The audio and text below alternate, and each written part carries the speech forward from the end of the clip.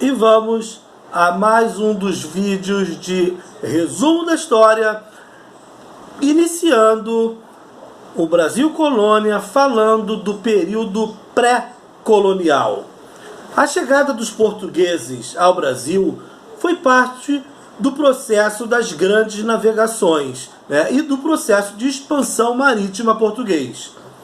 Pedro Álvares Cabral liderava uma expedição composta por 13 embarcações e cerca de 1.200 homens, que, no entardecer do dia 22 de abril de 1500, após 44 dias de viagem, chegaram ao litoral americano e ancoraram em frente a um monte, batizado de Monte Pascoal.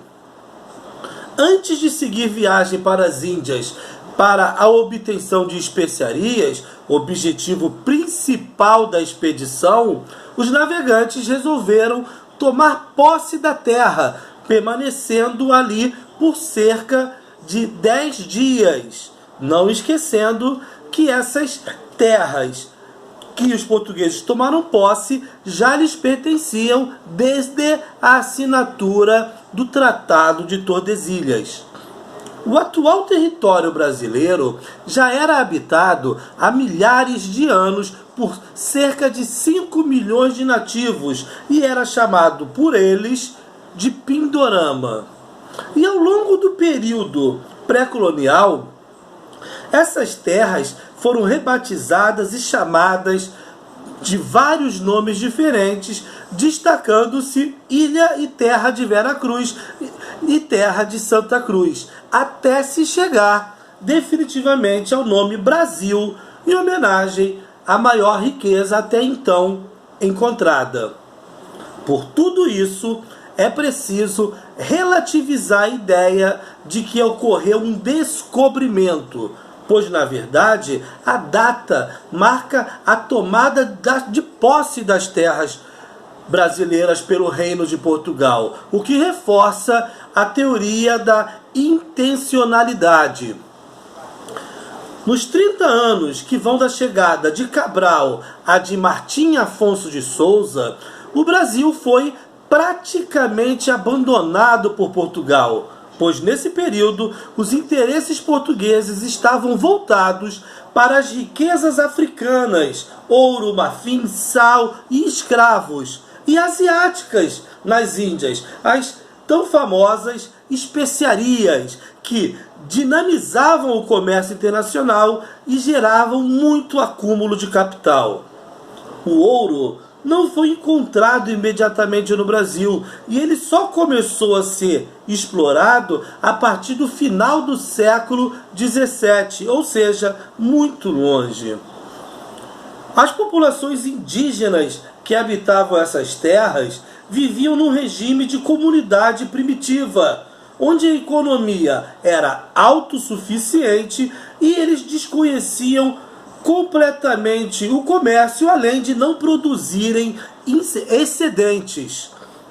E por isso, Portugal não estava disposto a desviar os seus poucos recursos para aplicá-los numa região que não atendia aos seus interesses mercantis.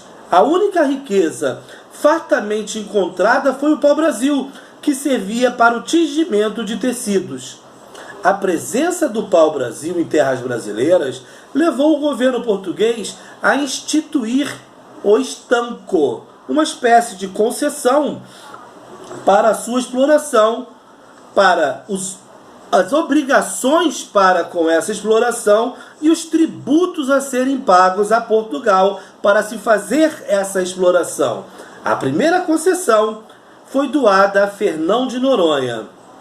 A extração da madeira foi feita de forma sistemática e predatória, destruindo grande parte das florestas litorâneas. Tanto os legítimos arrendatários como os traficantes portugueses e de outras nacionalidades, principalmente os franceses, utilizaram a mão de obra indígena para a extração e transporte da madeira das florestas até o litoral, onde era armazenado em feitorias até o embarque nos navios que rumavam à Europa. O trabalho árduo dos nativos era conseguido através do escambo, com a troca do trabalho deles por miçangas, peças de vestuário, canivetes e outros pequenos objetos de baixíssimo valor para os portugueses. Em razão do descaso português em relação ao Brasil, poucas foram as expedições de exploração e reconhecimento enviadas no período pré-colonial, reduzindo-se a 2, chefiadas por Gonçalo Coelho em 1503 e 1506. Entretanto, a presença de espanhóis na região do Prata e principalmente de franceses ao longo do nosso litoral, contrabandeando o pau-brasil, exigiam de Portugal uma atenção especial que lhe garantisse a soberania sobre essas terras e o lucro com a comercialização da madeira, com o objetivo de combater corsários franceses e fundar feitorias. O governo português organizou as expedições guarda-costeiras de 1516 e 1526, chefiadas por Cristóvão Jacques. Essas expedições, que prenderam e expulsaram franceses e corsários de outras nacionalidades da colônia portuguesa, não conseguiu livrar o Brasil da presença de franceses, ingleses e espanhóis.